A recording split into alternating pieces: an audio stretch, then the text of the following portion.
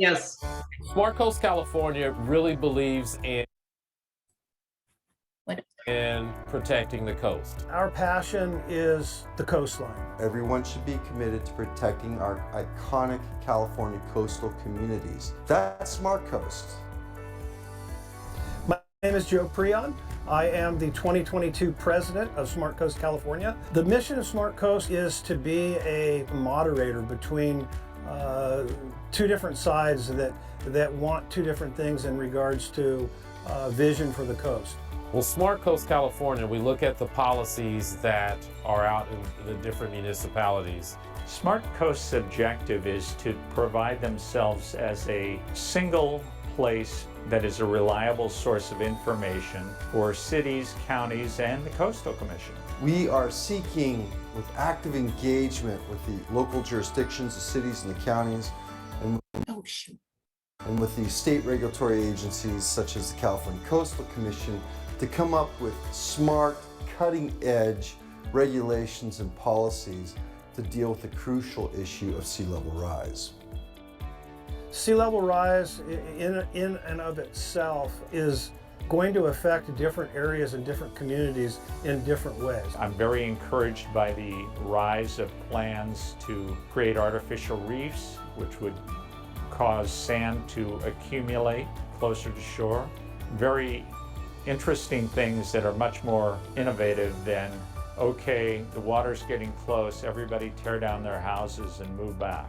We need to come up with regulations which deal with the much more modest levels of sea level rise, which was scientifically anticipated, in a manner that protects those communities, protects private property, but also protects the precious environment and the beaches, which at the end of the day is why we are all here in the first place. It's really important to protect the legacy of people on the coastline. With Smart Coast California, we help a lot of the homeowners with the different policy issues that they may have.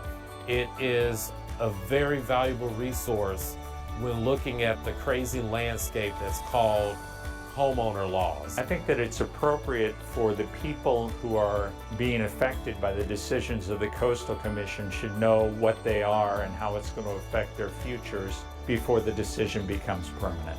Those folks that purchased properties, 2 or 3 or 4 or 5 generations ago, and they want to hold that property and be able to pass it down from generation to generation. This is something that's going to be able to be modeled in other states. So what we do here now, preparing now for the state of California, we're creating a model for other states to be able to use this. California's coastline is one of the most beautiful spaces in America. It's California. There's not much in the way of this kind of a coast anywhere. We have one of the most populous states, the most populous state in America, which has 1,100 miles of coastline, at least half of it developed with some of the most iconic communities in the world. To protect that is protecting what the legacy of California is. I would encourage you that if you have a desire to get involved, that you talk to one of us about it. We're going to be able to talk to our grandkids and our great-grandkids about how we created this legacy of helping people to protect their property and work through the environmental issues that the state of California has right now.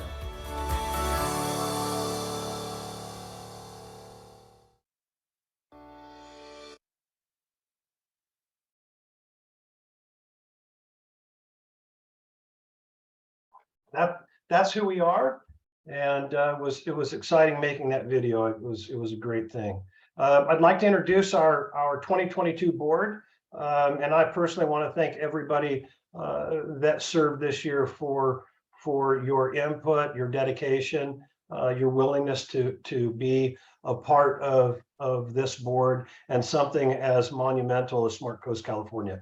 Next year's board, 2023, has been voted, and they are ready and in place, and Paul Grisanti will be leading the helm next year, and I know we're in great hands with Paul. So again, thank you all for all of the service this year.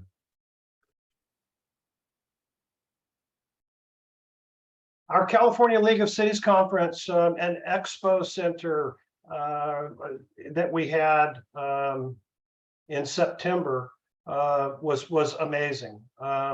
We had a group of board members that were there, meeting, greeting, sharing information about Smart Coast, and another way just for us to get our name out and what we are and who we are and what we're here to do.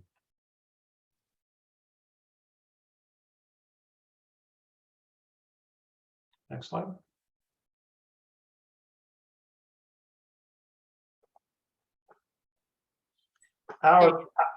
Is this a running? It's supposed to be. Okay. We seem to be having technical difficulties today. There we go. So our policy summit at the Westin Hotel in Long Beach in May was amazing. Part of the reason that we're here today, for those of you that were there, we presented the phase 1 study of the Milliman Group.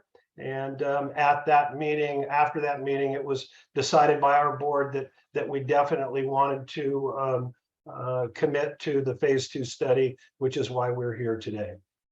We had a great group of speakers, lots of positive feedback. We'll be doing many, many more of these in the years to come.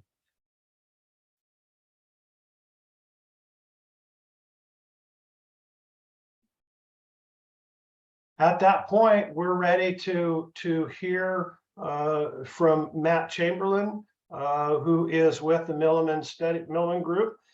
Matt is here to share what they found, and Matt, we're very excited. We're all here to hear what you have to present. Thanks, Joe. I'm glad to be here. I'm going to turn my slides on.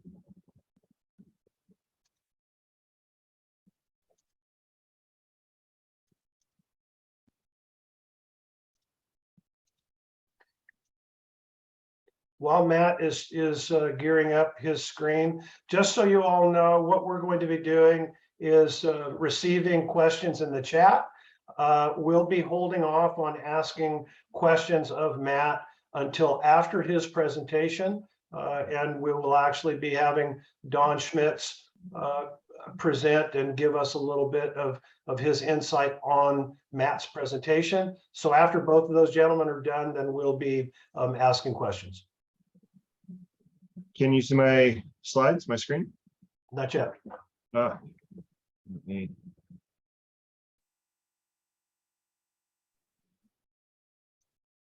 Got it. Now you can see it. Yep, perfect. Great. Okay, great. Okay, thank you again, Joe. So I'm Matt Chamberlain. I'm a principal consulting actuary at Milliman. And I'm going to go over the results we found today. First, I'm going to talk a little bit about our background, Milliman, other work we've done, including with Smart Coast, and then we'll get into the meat of the presentation here. So Milliman is very committed to working on flood and climate change and all of the implications of that. We've done a lot of work for the National Association of Realtors, who we've been working with since 2014, helping them understand how flood insurance works and how flood insurance has changed over time, helping them understand legislative proposals and different policy possibilities. We've worked very extensively with FEMA for quite a few years now, 4 or 5 years at least, helping them design Risk Rating 2.0, which is the big update to how flood insurance works, the biggest update since the creation of the program 50 years ago. And we're continuing to work with them on how to change and improve the National Flood Insurance Program.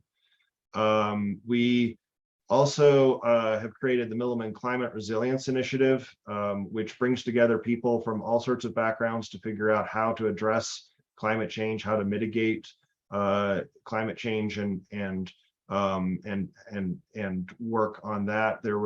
We had a big virtual conference last year, the Milliman Climate Resilience Forum. The videos for that are available online on our website, and there's some really great presentations there. I recommend going and checking it out. And we've worked with the Urban Land Institute of what the impact of climate change is on real estate.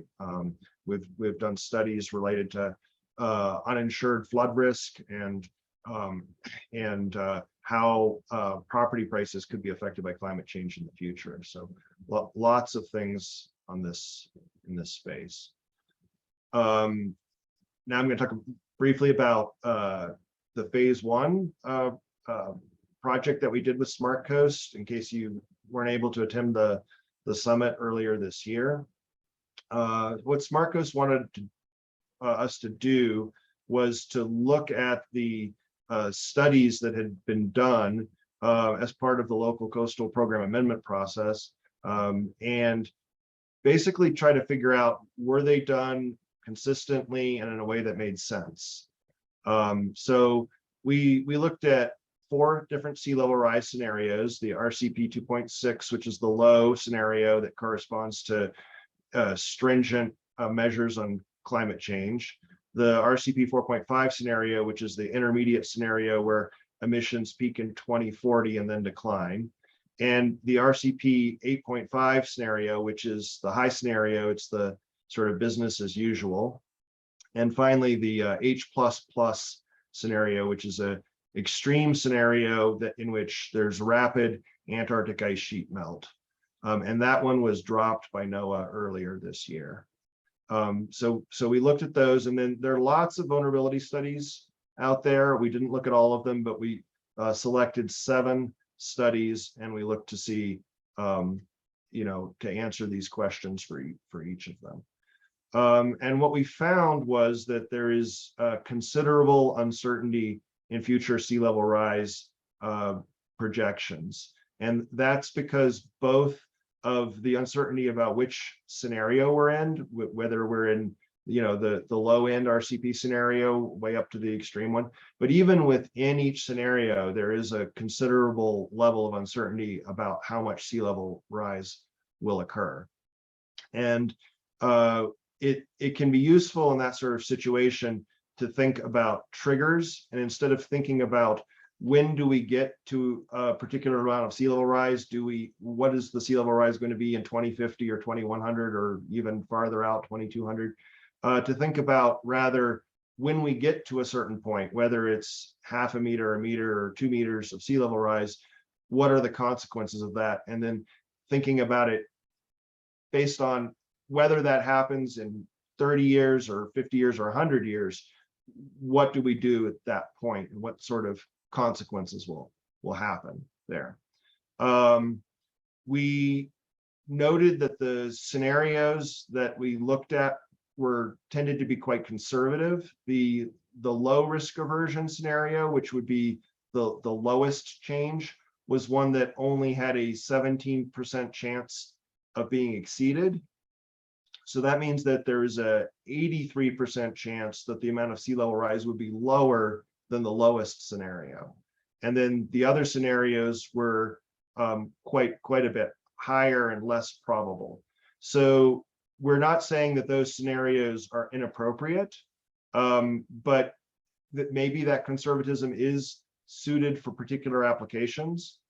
But it's important to understand what those probabilities are, that these are scenarios that have a 1 in 6 or lower chance of actually happening.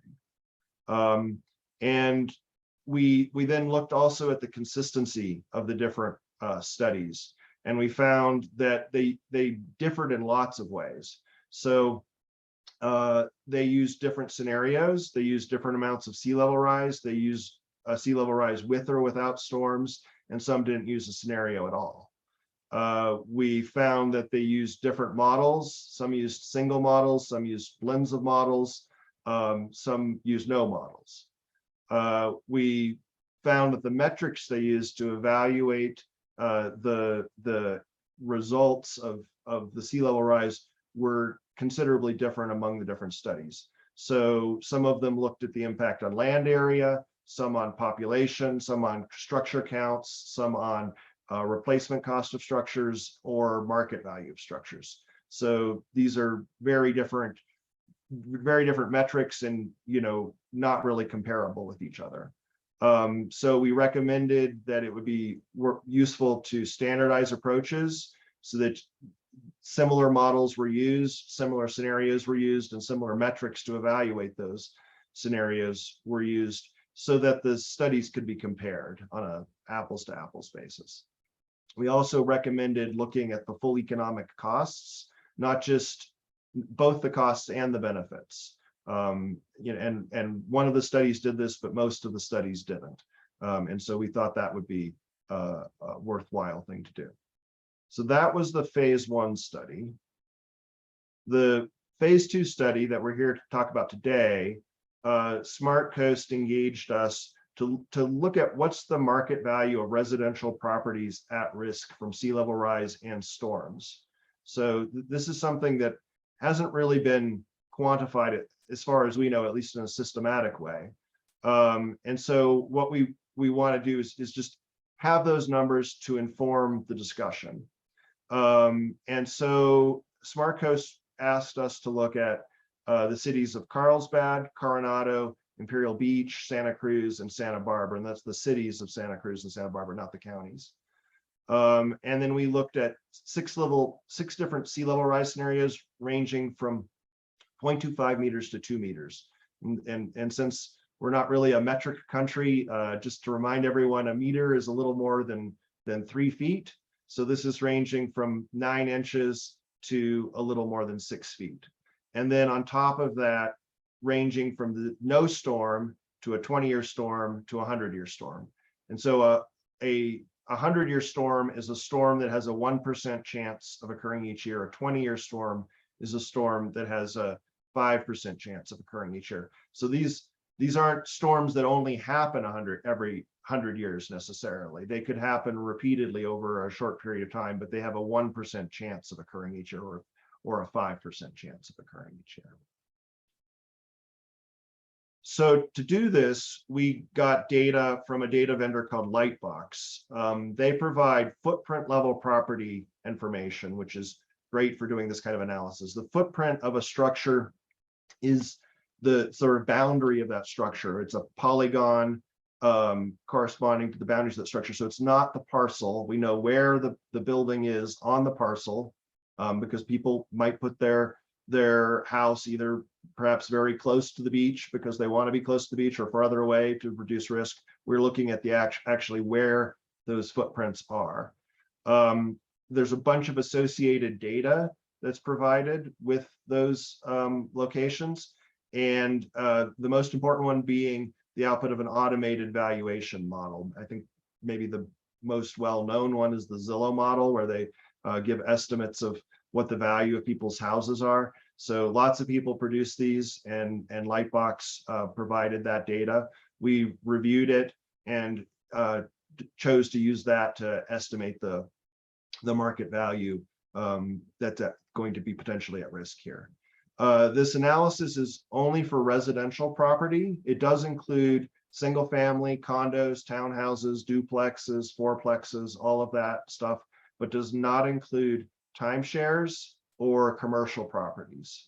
So the timeshares are like those vacation clubs where you get I'm sure most people on this call probably know, a percentage share there. Those are a very different kind of risk than the typical residential risk. And so that's not included here. And so all of these estimates for the value at risk are going to be lower than the total potential value, but it is the residential value. The model that we used to determine these different hazard scenarios and which of these locations are potentially at risk here is something called Cosmos, which is the Coastal Storm Modeling System. It was developed by the United States Geological Survey, and it predicts storm-induced coastal flooding, erosion, cliff failures, has scenarios for future sea level rise, and accounts for long term coastal evolution like beach changes and cliff bluff retreats. So this, I think, is perfect for the sort of study that we're wanting to do here. It counts for all these different things that are relevant, and it does have different sea level rise scenarios, which is, you know, at sort of the heart of this study. It's a widely used model. It's used in local coastal planning efforts in California by 14 municipalities, 7 coastal counties, by major utilities, California state agencies, the federal government. It was used in a large number of these vulnerability studies that we analyzed in phase 1, although not all of them. Like I mentioned earlier, the models used weren't all consistent. So some of the studies did use other models, but this was commonly used, I think maybe the most commonly used model. So, and it's available right now for the California coast south of Point Arena. It's eventually going to be available for the entire state, but it isn't yet. It is available for all of the cities that Smart Coast requested that we look at. One last thing to note is that interventions could alter these projections. I think Joe mentioned some of the potential interventions that people could do, and if some of those things happened, it might change some of these results. So this is based on those assumptions. So now getting into the methodology of how we did this analysis, we started with all the parcels that we got from Lightbox, and then we limited it to the ones within the city limits of the cities that we're looking at. And then we intersected that with the hazard scenarios that we got out of Cosmos. So you can see that here. Here you have the blue corresponds to the water from a particular scenario. And then we look to see, does it intersect with the footprints of the houses in that scenario? And if more than 50% of the area of that building is intersected with the hazard scenario, then we consider that building to be affected by in that hazard scenario. So what we're not, if there's just a slight intersection where it's just being slightly touched by the hazard scenario, we're not including that. We looked at specific instances and we saw that sometimes happens, and that is not necessarily going to substantially affect the house. We are not looking at whether the house would be a total loss or anything like that. What's the level of vulnerability? Because if a house is flooded, a small amount of water may produce a small loss. That's not something that we're looking at in this study. We're just looking at, was more than 50% of the area affected by the hazard scenario. So this slide kind of gets to something I was talking about a little bit earlier about the level of variation in the sea level rise scenario. So here, this slide shows a few of them. It shows the RCP 2.6, which is in blue here. That's the low scenario corresponding to stringent emission standards. The RCP 8.5 is the high scenario, which corresponds to business as usual. And the H++ is that extreme scenario corresponding to rapid Antarctic ice sheet melt, and that NOAA now thinks is less likely, I think was the words they used. And so they dropped it.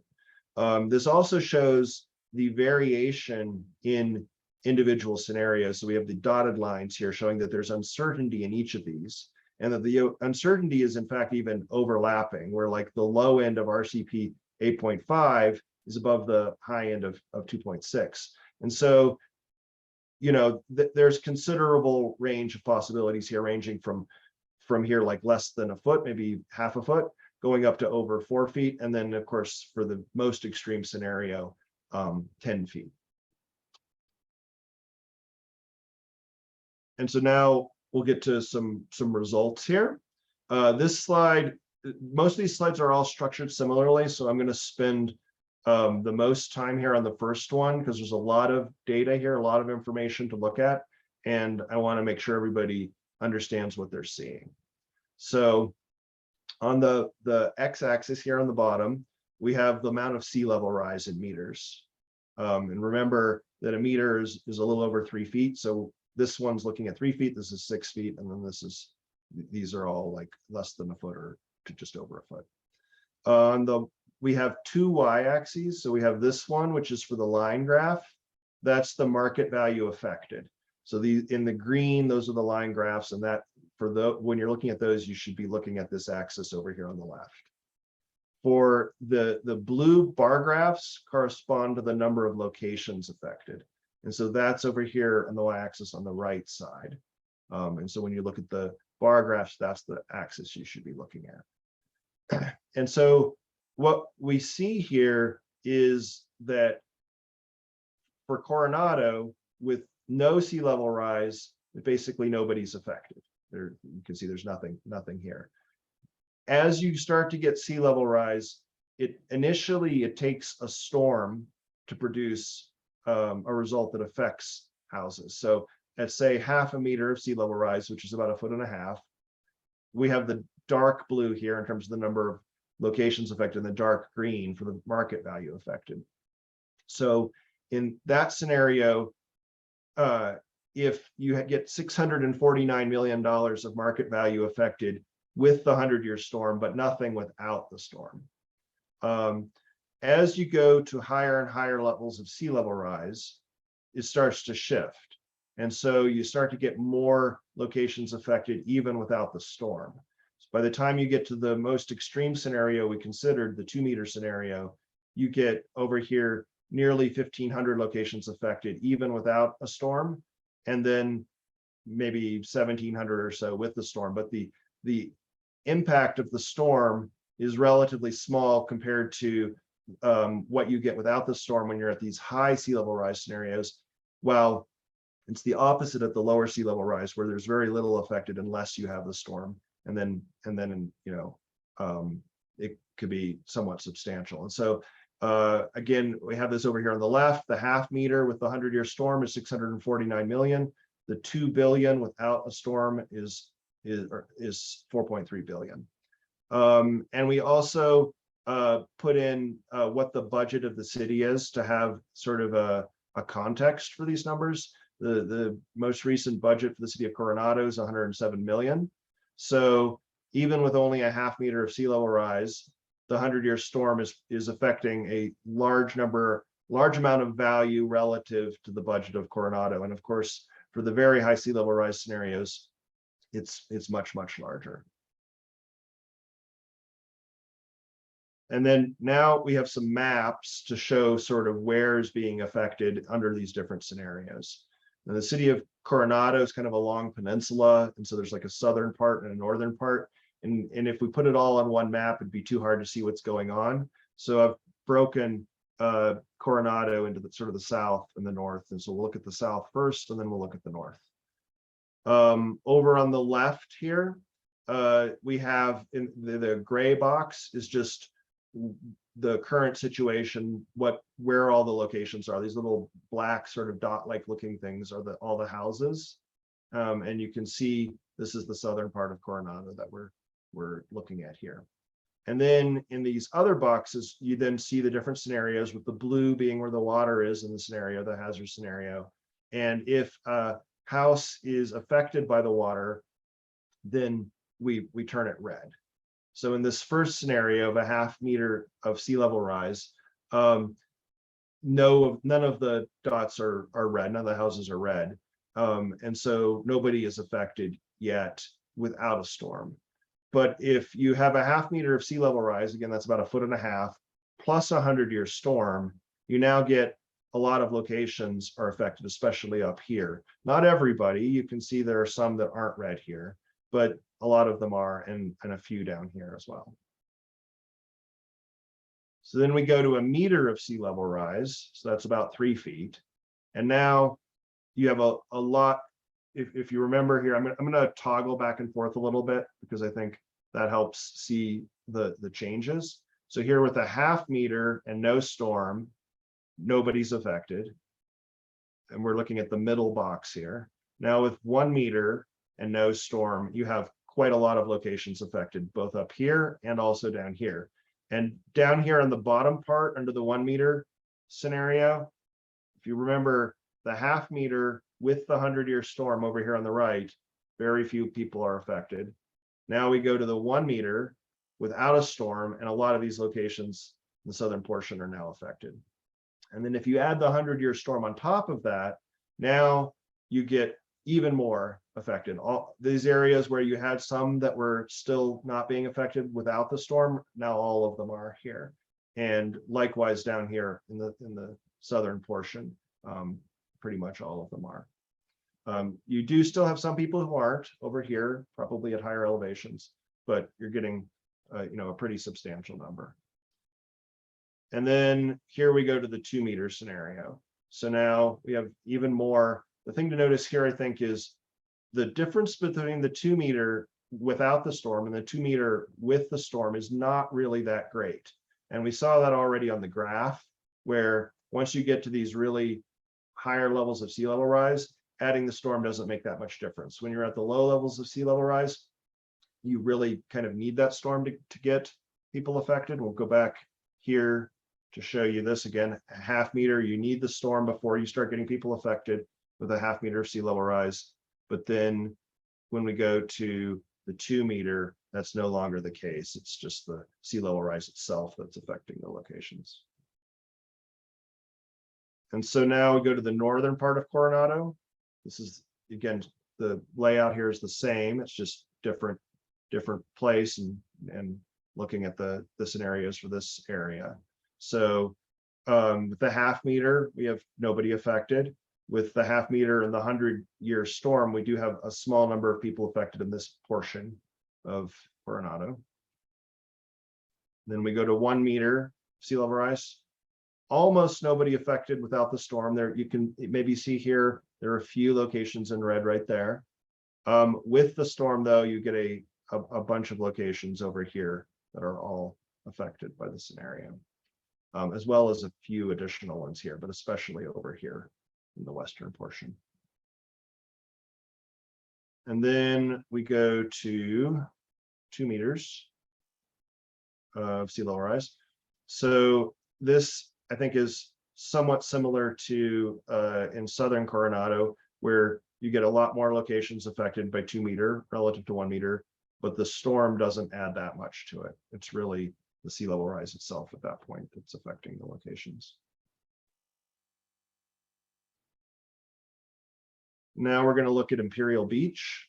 So again, this graph is structured the same way as the one for Coronado. And so here you can see, even under current conditions, with no sea level rise at all, we do have some locations that are affected in the event of a storm, a 20-year storm. It does take that storm to do it. It's not going to happen without the storm, but a 20-year storm today would result in affecting about $50 million of residential value in Imperial Beach. And then as you go to higher levels of sea level rise, initially it's still pretty much taking the storm to do it. There's a small amount that's affected without a storm, but mostly it takes a storm, especially like a 100-year storm, in order to affect it. So at, say, as you get to maybe 0.75 meters of sea level rise, so that's a little more than 2 feet, with a 100-year storm, you're affecting maybe $230 million in value. But then as you go to the highest sea level rise, it's somewhat similar to Coronado in that you do get most of the locations affected, and the dollar value affected is coming from the sea level rise by that point, although it's not exactly the same. Like the amount that the storm does is a larger percentage of the total here compared to in Coronado, but there is still some similarity that it does go where the sea level rise is becoming more important as you go to higher sea level rises. And then, of course, we also have the budget here of $40 million for Imperial Beach. So that's less than even these low level of sea level rise scenarios that for sort of current day or near current day. And obviously it becomes much greater than the budget as you get to the higher scenarios. So now we go to the maps. Again, this is sort of laid out the same way as with Coronado. You can see here, even in the half-meter sea level rise, there are a few locations that are affected without the storm, and more with the storm. And then this, the 1 meter, I'm gonna again toggle back and forth here. That's the half. Look, right now I'm looking at the middle box. So you can see the half-meter and the 1 meter. It doesn't change that much. But when you look at the 1 meter with the 100-year storm, there are quite a few more that are affected, especially over here. And then we finally move to the 2 meter, where you're getting a lot more locations affected, especially with the 100-year storm. So that's Coronado and Imperial Beach. We also, as I said earlier, looked at Carlsbad, Santa Barbara, and Santa Cruz.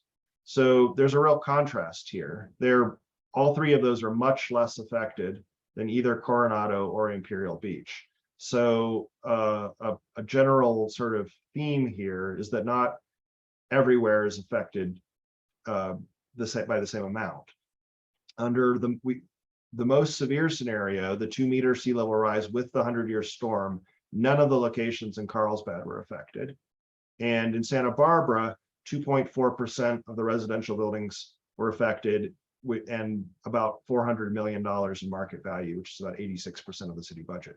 So that's the highest scenario, you know, the ones that were corresponding. If we go back here to Imperial Beach. So that's this scenario here on the right, which for Imperial Beach was 600 million, and for Coronado, I think was about 5 billion.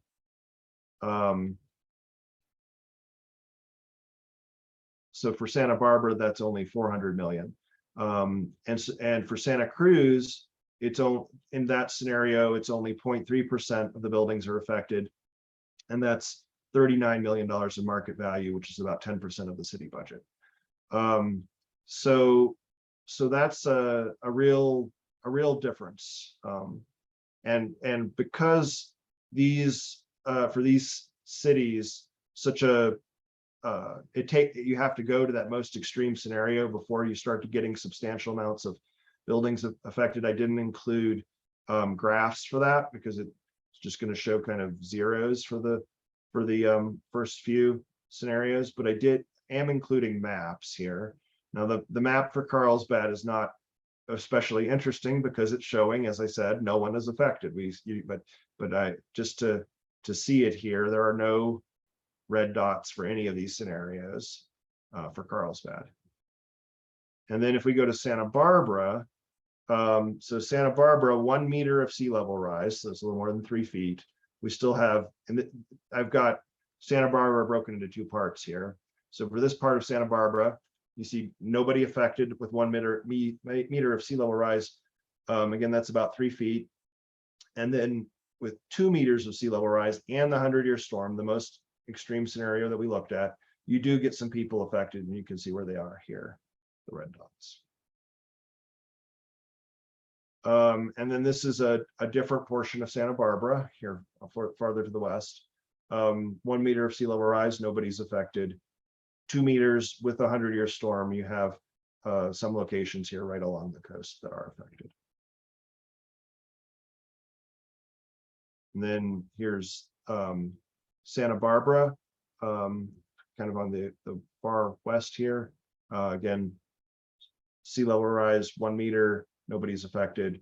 2 meters with the 100-year storm, you have a few locations here that are affected.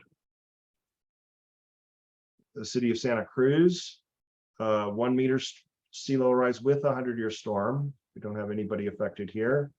2 meters sea level rise with a 100-year storm. You do get some locations here, and they're all kind of clustered in one spot.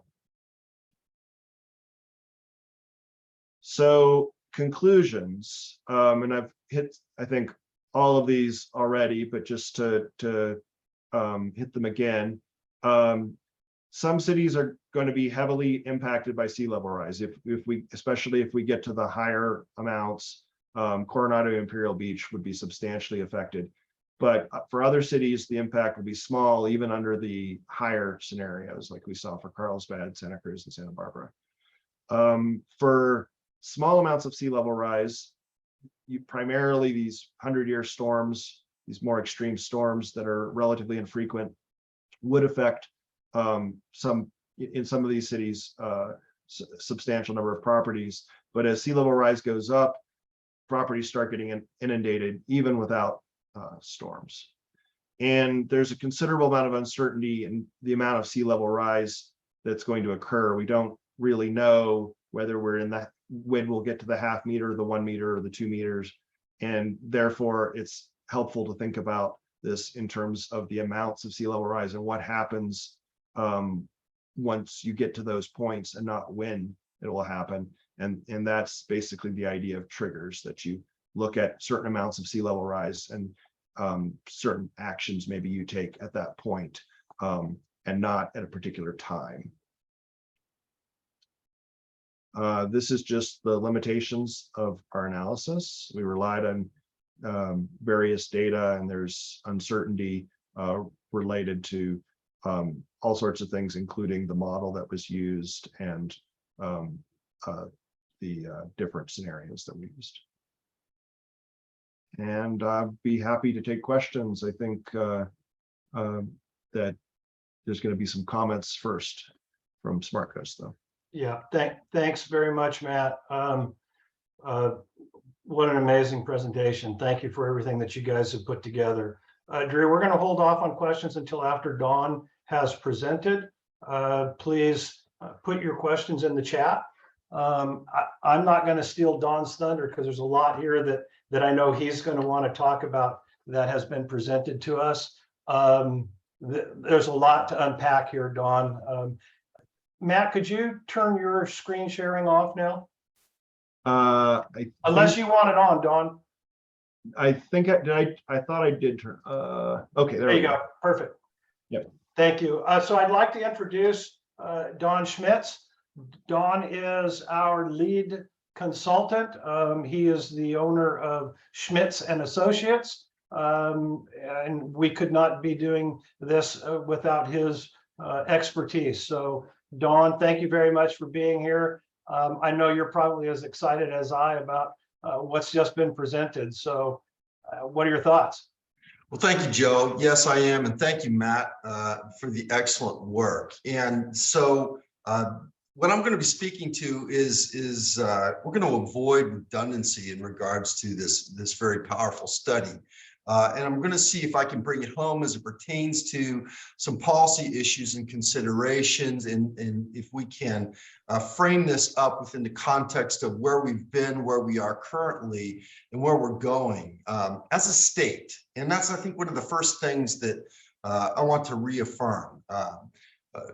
Is that Smart Coast California has been approaching this critical topic of dealing with sea level rise in a very cooperative and proactive way with a lot of different stakeholders. And of course, when an organization comes in, there's some folks who may have a suspicious eye in regards to what's actually happening here. But I think as time goes on, and we've engaged in a lot of conversations with the senior level Coastal Commission staff, coastal commissioners themselves, other stakeholder organizations, I think the message is starting to get out there that we're not a adversarial organization that is just seeking to armor the coast of California for real estate interests. In fact, nothing could be further from the truth. And we've been applauding the Coastal Commission for their absolutely crucial role that they've taken for a pretty significant period of time now, about a decade, to address sea level rise.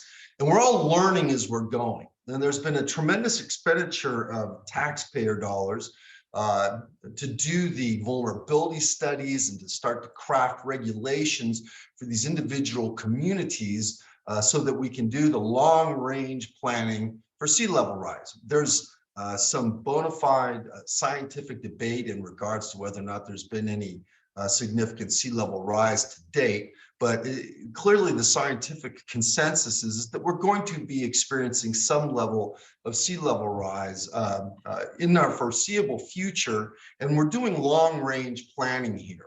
And the concept of tiered responses is something that the Coastal Commission has indicated an open-minded approach to. And it's something that a lot of the local jurisdictions that we're working with on a regular basis are also trying to incorporate into their local coastal program. We can have projections, we can have modeling. You heard Matt say that even at the federal level, that they're starting to back off of some of the more extreme scenarios, and that could swing in either direction. The science continues to evolve as we learn more as a fallible species, but we're trying to learn as much as we can. And so, with all these studies that have been initiated up and down the state, not just with a tremendous amount of state taxpayer dollars, but at the local level with counties and cities.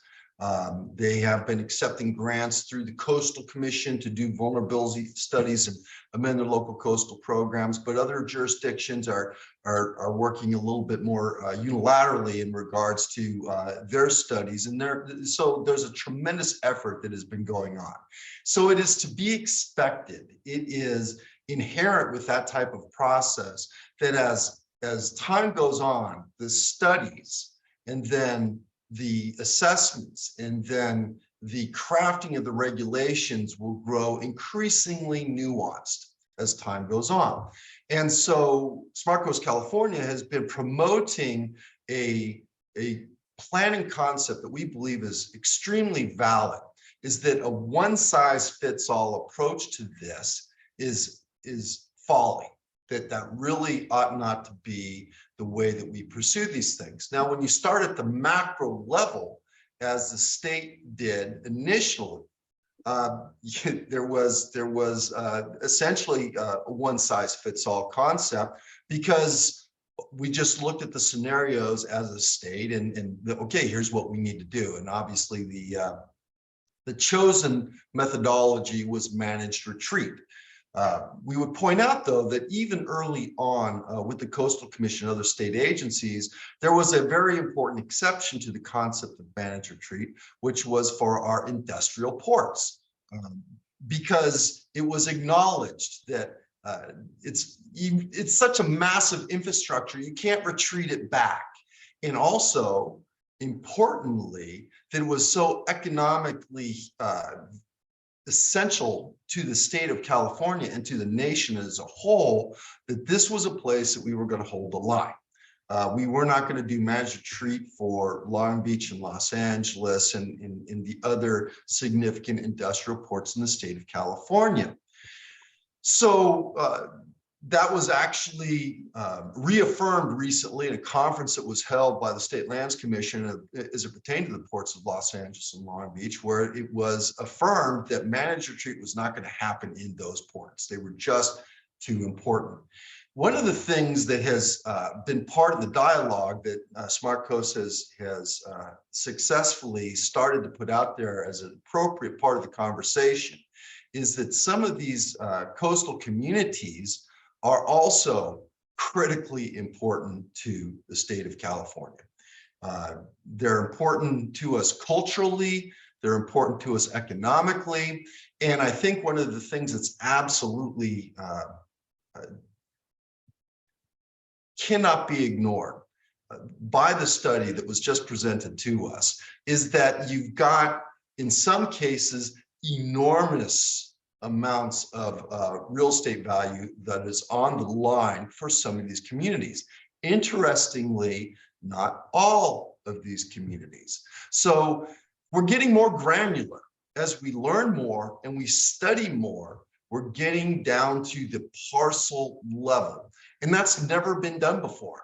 And that's what's so important about this Milliman study is we're getting to the point where we've gone from sections of the coastline to individual counties, to individual cities, to individual neighborhoods. And that's going to be an essential component for wise land use planning, or dare I say it, smart coastal planning. And that's the direction that Smart Coast California has been trying to go forward with. And it's at no small expense. This organization has invested in these studies. We are working hard to disseminate this information to the individual communities that we're liaisoning with. We're talking to folks from Imperial Beach all the way up to Arcata and everybody in between. We're trying to operate as a conduit between those different county and cities, and those county and cities and California Coastal Commission. And the more data that we have, the better our ability will be to address very focused regulations in certain sections of the coastline. We freely admit that there's huge swaths of the coastal zone in California where manage retreat will be fully appropriate, and that should be the adopted regulations. We also think that there's sections of the coastline where managed retreat should not be the goal for those coastal regulations, where we should be looking at other things such as offshore reefs, living breakwaters, reinforced dunes, and in certain circumstances for certain neighborhoods, yes, shoreline armoring. But we hope that that's as limited as possible. So with that, Joe, I think I want to go ahead and wrap it up. This tool is something, by the way, that not only do we intend to disseminate and talk to folks about, but there's more studies which are necessary.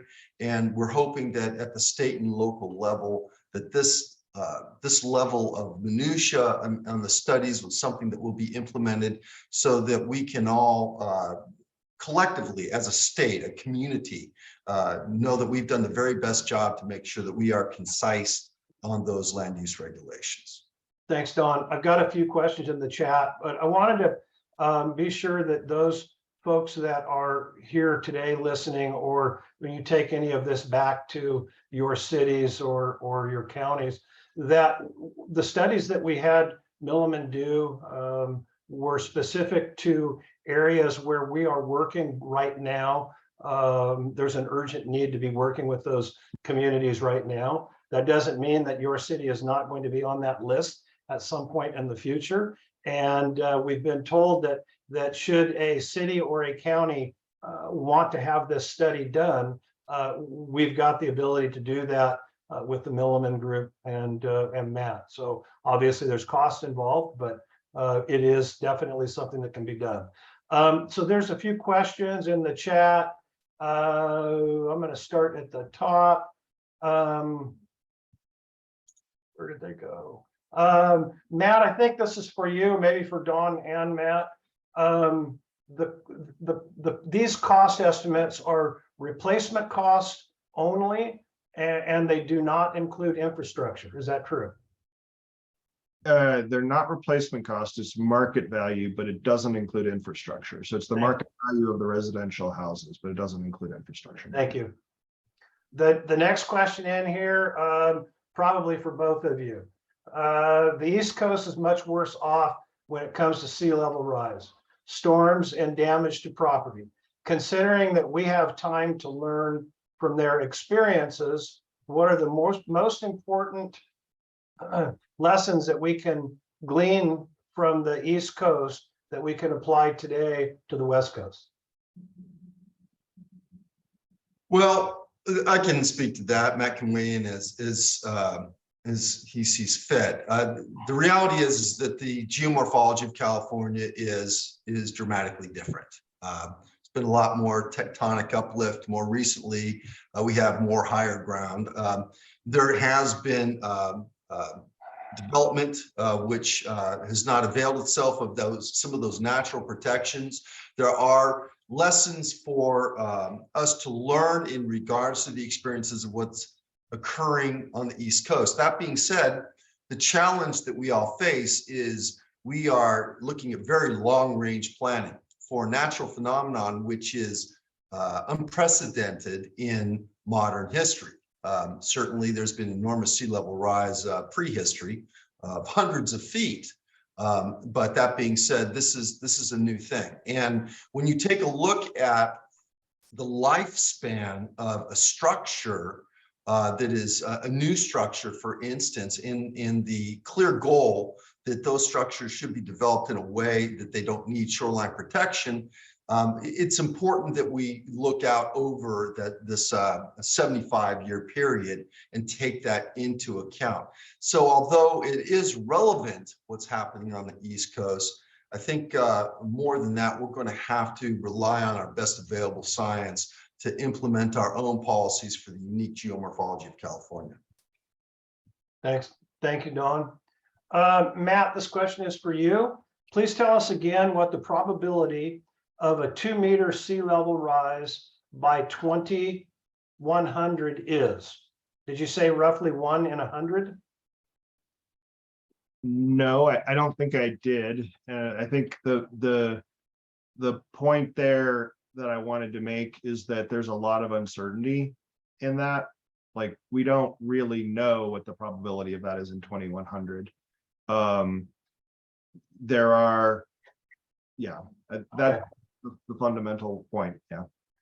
The modeling that I've seen, Joe, from Cosmos is that 2 meters of sea level rise, which is the high risk aversion number, has a 1 in 200 chance of happening. So there's a 99.5% chance that there will not be that level of sea rise. There's only a 0.5% chance that we will experience the 2 meters of sea level rise by the end of the century. Thanks, Don. Marta, you said you had a couple more? Yes. All right. And they were a little too long to retype. So Matt, it would be interesting to know what the impact of 1 sigma probability sea level rise and 2 sigma plus a 100-year storm is. The populace can't absorb probabilities. What one forecast would you recommend we use as the baseline? 50-50 plus a 100-year storm?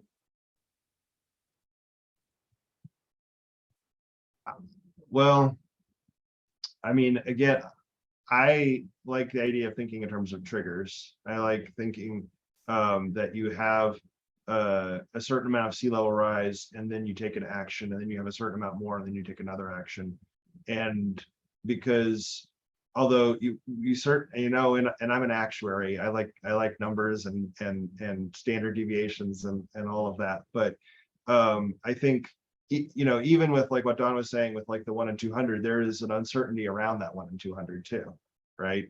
And so I think it depends on your application, but I think what like to get to the question about the East Coast versus California, maybe.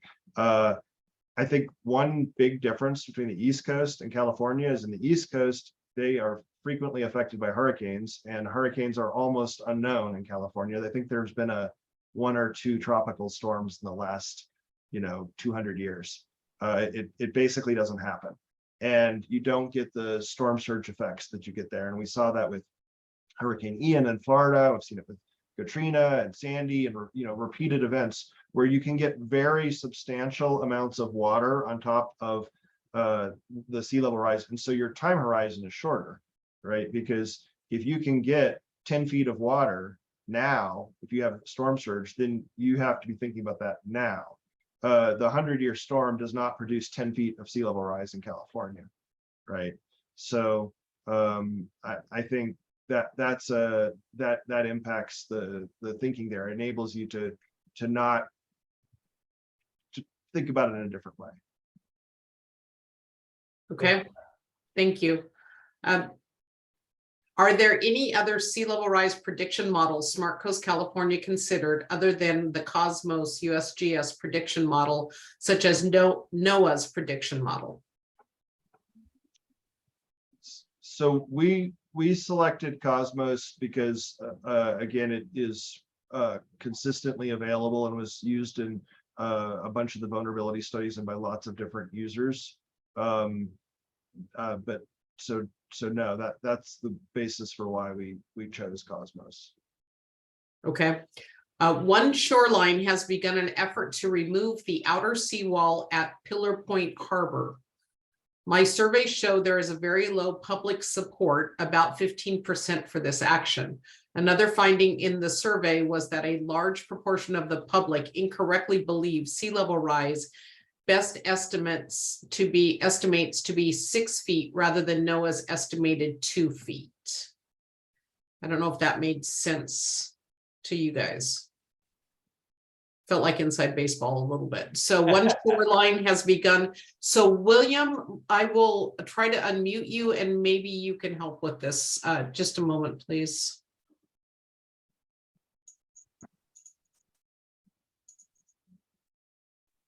Yeah, my name is Bill Balson. I'm running for city council in Half Moon Bay, and I'm opposed by the mayor, Debbie Rudock, who was the vice chair of One Shoreline. One Shoreline was a special district created by the legislature for San Mateo County, and their mandate is protection against sea level rise. But they've begun a misinformation campaign where they try to pretend the 2 sigma sea level rise estimate of the IPCC, which is around 2 meters or 6 feet, and has a probability variously estimated between 0.5% and 2.5%, is actually the best estimate. In fact, NOAA still has on its website that the best estimate is 2 feet. For most purposes, that's an adequate number. But because of the substitution of these 2 scenarios, typically a risk analysis would present both scenarios, a best estimate and a risk estimate, but they conveniently leave out the best estimate. On the basis of that estimate, One Shoreline is recommending removing the outer seawall at Pillar Point Harbor in Half Moon Bay, which has been there since 1961 and is responsible for the bay being sustainable for the fleets against storms. Removing the seawall is widely understood to make the harbor untenable and also to destroy the eelgrass that has become established in the waters of the bay, partly as a result of deposition of sand there. Happy to answer any questions. I did a fairly extensive survey that was responded to by 579 coastside residents. I'm sorry, Bill, was there a question that you had of Dawn or Matt in that, or just information? Well, partly it's information for everybody to be aware of what's going on by some of these entities, and part of it, I guess my question would be, do you see a distinction between the base case scenarios from NOAA, which is the same as the IPCC's base case? So I'm not sure why you went with a different modeling framework, candidly, since the IPCC seems to be pretty widely accepted as a summary of the existing science. Maybe I'll just leave it at that. Thank you, Matt. I think you'd answered that originally, why we went with them. Okay, next question. Coastal Commission has resisted phased or triggered approaches for LCPAs. Why? I'm not sure we can speak for the Coastal Commission, but not some insight. Well, it's an evolving thing. And the Coastal Commission does have some concerns in regards to that. But look, it's important to note that there's not necessarily unanimity of opinion with the different Coastal Commission offices, frankly, and the coastal commissioners themselves. And our local coastal program amendment process to address sea level rise is off to a very rocky start. This month, the County of Santa Cruz's LCPA was denied. the basis was that the Coastal Commission wanted more time and they were very unhappy with the work product, but it was denied. And before that, you had the County of Santa Barbara, which withdrew their local coastal program amendment before it got a hearing because they were very much in opposition to the suggested modifications of staff. And San Clemente has withdrawn, and there's just been a number of them. We're not closing the gap, but I do know that there seems to be some effort by a number of several of the commissioners and by the senior management of the Coastal Commission, very notably Jack Ainsworth, who is unfortunately going to be retiring. I mean, he's earned it, but if I could pop rivet his feet to his desk, I would, to keep him. But they're trying, and it's a little bit like watching a sausage get made. It's a messy process. So that's where Smart Coast California is trying to come in here to assist in bridging the gaps. And I think in no small part, having a tiered response is going to hinge on what the responses are going to be when certain tiers are manifested. And so that's an ongoing debate. I don't know if I agree that they're just flat out in opposition to tiered responses. And all I can tell you is stay tuned, we're working on it. And I would agree with that, Don, because I know I've sat in on a few Zoom calls with coastal commissioners or staff, and I think resisted is a strong word for what we see and where we're at and the communication that's going on. So I would agree with that. Any other? Marta, do you have any other questions? I have one more. Sorry, I was trying to find it. Here it is. And then Krista has a couple that she's waiting with. Okay. Are there any other sea level rise prediction models? Smart Coast. Oh, okay. We already did that one. I'm sorry. I think that's it for me. Okay. So Krista, I'm going to send it Marta? over. And I have one more. Matt, when you're talking about trigger, what about social triggers brought by sea level rise and climate change? Is there any way to assess or monitor those triggers? Maybe whoever asked the question could clarify a little bit what they mean. Okay. Sarah, I am going to unmute you. One moment.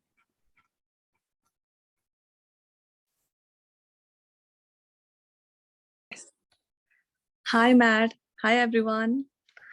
Okay, so my question is like when you were talking about the triggers, basically like I'm from like city of Santa Cruz and working as an graduate intern for a project named Resilient Coast, Santa Cruz 2.0. And in that, what we are trying to do is we are trying to monitor the social triggers as well as geophysical triggers. And the geophysical triggers are basically the mathematical terms, and we have like certain mathematical standards, and it's kind of, pretty systematic to measure and monitor also. But with that also, we are like incorporating the social things, the triggers, the thing that's happening in the community. So basically, yeah, so that's the social trigger. And so we are just like, in this phase, we are just trying to explore the social triggers through the different literature review and all of that. So I was just like wondering if you have any idea regarding that. Thank you. Joe, I think this is probably more in my wheelhouse. Go for it. Okay, so if I understood what the question was, social triggers being, what are the social and societal impacts to sea level rise? For instance, the legislature amended the Coastal Act. It is required by law to address environmental justice, and whether or not there is a disproportionate impact from certain regulations or development or outcomes to underrepresented minorities or socioeconomic groups of that nature. That's very hard to quantify and qualify economically. The closest that you could do on something like that would be as if you have a popular beach that folks that can't afford to own a home right on the beach or on the bluffs. But it's popular for them to come to. And if certain steps were taken by a community that would have deleterious impacts to that beach, what would be the impacts to those groups? Again, very hard to economically put a price tag on something like that, although you can talk about impacts to a local economy for the loss of that tourism. I will say, though, it's a very important consideration, and something that's not a part of the conversation that I'm seeing out there is what are the impacts to the culture of a local community or the state of California from the loss of an iconic community if it's suggested that it be allowed to fall into the sea. Again, very hard to put a price tag on that, but an important consideration. And I think that there's a third aspect of that, which is how do you put a price tag on the environment? We all inherently know that these beaches and these beautiful coves and such are, we all love them, and that's got to be a huge aspect of the mental calculus. So that is part of the conversation, that is part of the deliberations, but that's not really the type of thing that someone like Matt and Milliman can plug in there.